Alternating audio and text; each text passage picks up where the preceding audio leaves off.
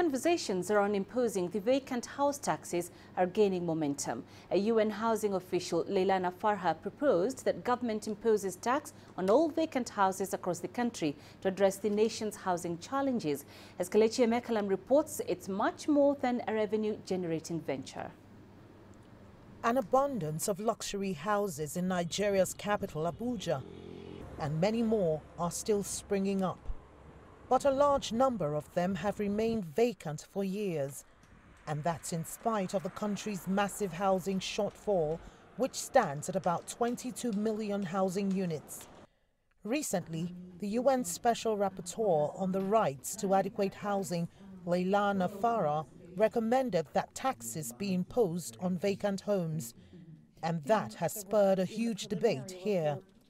Housing development expert Festus Adebayo has spent over 2 decades advocating for better housing for Nigerian citizens.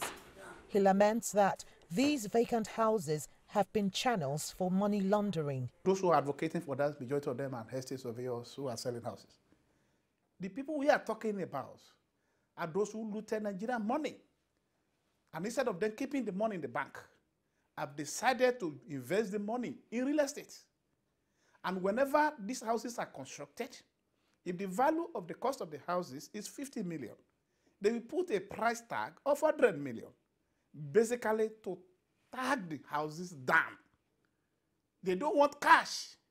They want the property to keep standing. By the way, they have property elsewhere where they are living. This one is just for the purpose of keeping money, because keeping the money in the bank will make the EFCC, the Economic Financial Organization, to pursue them and say they should explain where the money is from. Aside vacant houses, the challenges facing the Nigerian property market are quite enormous. From costly property registration and construction to unfavorable laws. More so, only a few have access to mortgage financing. Specifically, only about 5% of the 13.7 million housing units are financed with a mortgage. As a result, housing remains far beyond the reach of the average Nigerian worker.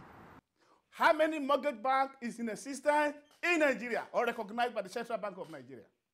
It's an issue.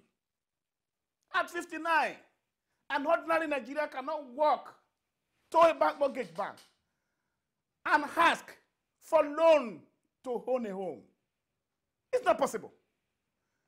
The double-digit interest rate is a burden. Abating the acute housing deficit is one thing that would require a collective responsibility. It's estimated that about $400 billion would need to be invested for the next 25 years to bridge the housing gap.